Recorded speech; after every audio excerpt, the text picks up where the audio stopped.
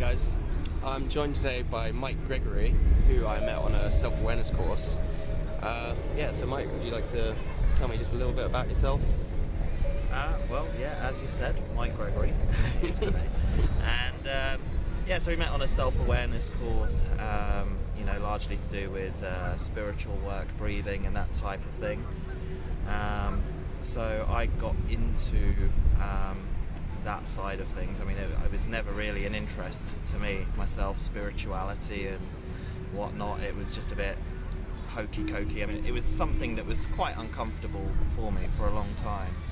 Up until sort of 2012, where I started to read a couple of spiritual books that resonated with me. One in particular was about the subject of lucid dreaming. So I continued reading, but still to not much avail. In fact, it was a couple of years later, August of 2014, where I was reading a great book, author Marianne Williamson, her first book. But then just something happened. It was about 2/3 of the way through the book, and it had taken me a couple months to get to that level inside the book because it was uncomfortable for me. And then it was just like, I read a sentence. It's literally like the last bang of the hammer on the damn wall, which just exploded everything. And just like a flood of God or a flood of consciousness or whatever just came over me, to the point where I was sitting in the room with the book for must have been just a couple, 2-3 hours, just the book on my lap, almost in like a spiritual stupor of like, oh my God. It was literally, oh my God. I was like, my God, wow. It's just like a culmination of everything came together. And from that time in August of 2014, I just read a lot. I went to all different types of meetings, got into meditation, re-explored lucid dreaming again, to a point I went on a journey of synchronicities and seeing things that I just cannot unsee. It does seem to me that to get put onto the spiritual path, you almost have to experience something, don't you? Something profound. Well, absolutely, and I think the key word you use there is experience.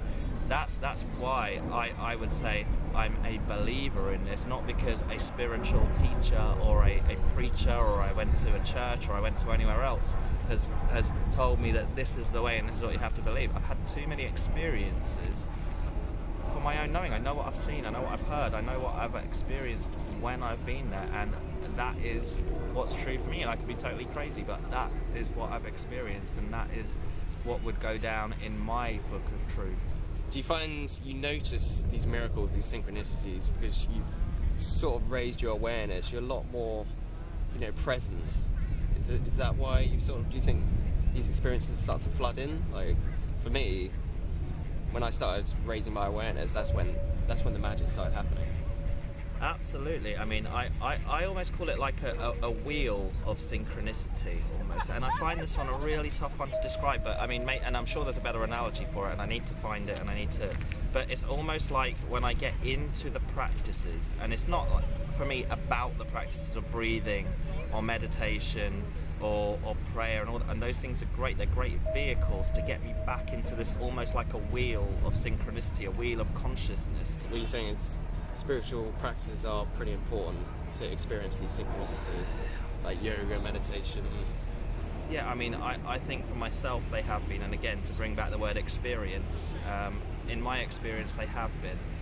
I guess I pray for a way where I never have to do anything and I can just be in pure bliss, and I think that's been my my downfall a little bit, because it's like, wow, I have to do this stuff. It's almost like it's achievable, don't you? It's well, just like it. I just have to work hard to get it, don't you? But then I'm almost like the slob that's sitting on the sofa saying, I want that amazing body, but I don't want to go to the gym and I don't want to do any exercise. So I think as being human, for myself, and I can only really speak truthfully for myself, is that when I, especially daily, and build momentum with it, engage in things like breathing, consciously, meditation, and a really great reading of just a great spiritual text at the right time as well. Yeah, because it's a combination of both, isn't it?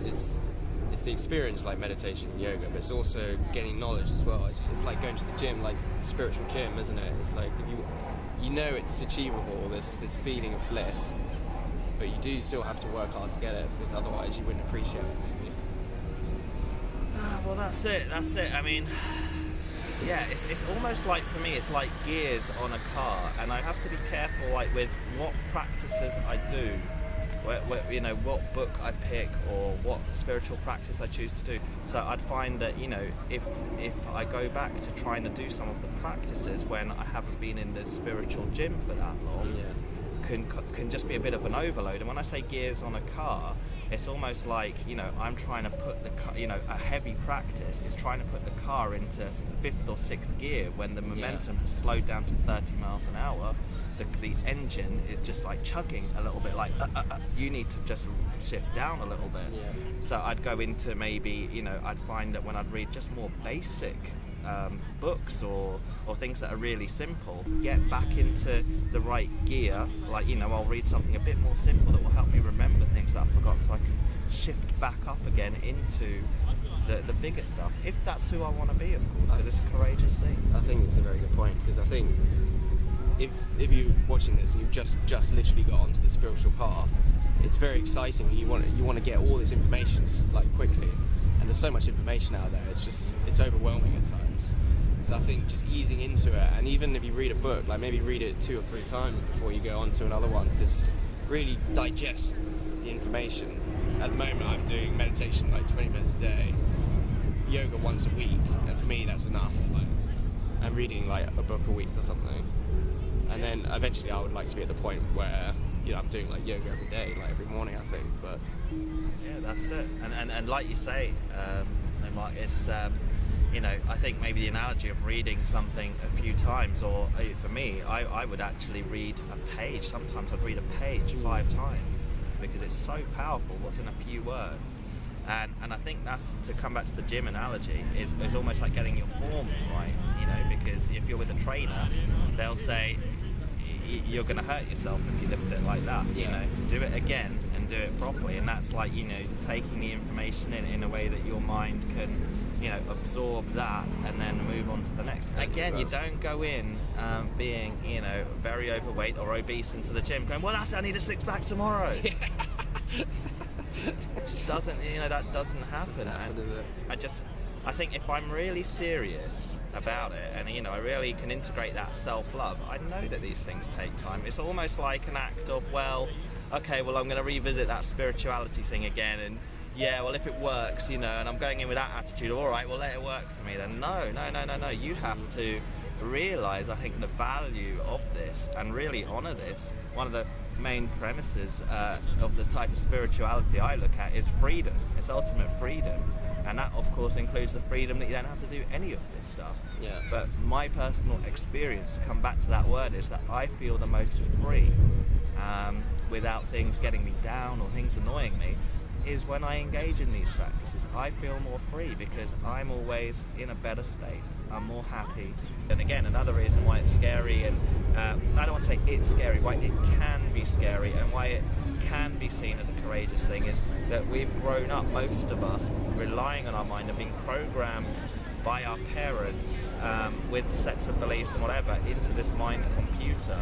And when something that comes along and says, actually, it's this way, you know, they say the fear of change is one of the most scary things, isn't it? You know, so you're going into something new, you're going into the unknown almost, and that can be seen as a scary thing, because sometimes people would almost rather stay in a familiar misery than an unfamiliar possible non-misery.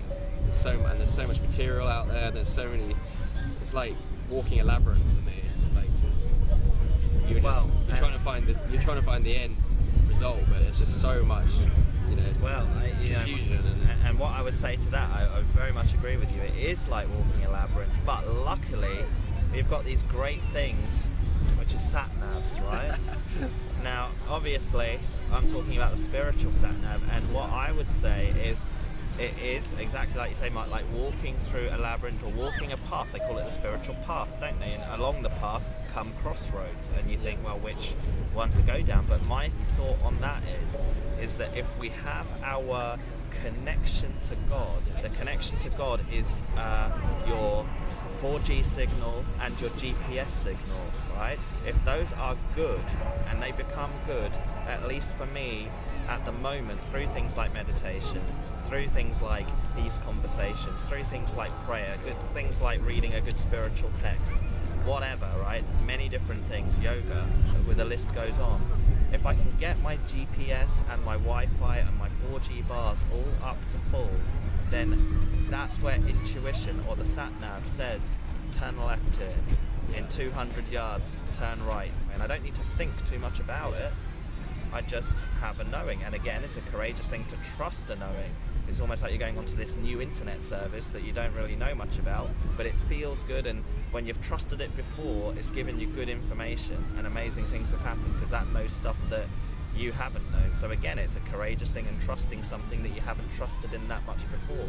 But the more I found that I trust it, the more it gives me good information, and the more amazing things transpire from it, the more my trust increases. So again, that's what I would say to that, is to just really focus on keeping your connection to God, to the universe, being conscious, and the way will be shown. I mean, how often is your gut instinct wrong? Not very often. Not very often. Yeah, I can't think of too many times when it has been. Yeah. So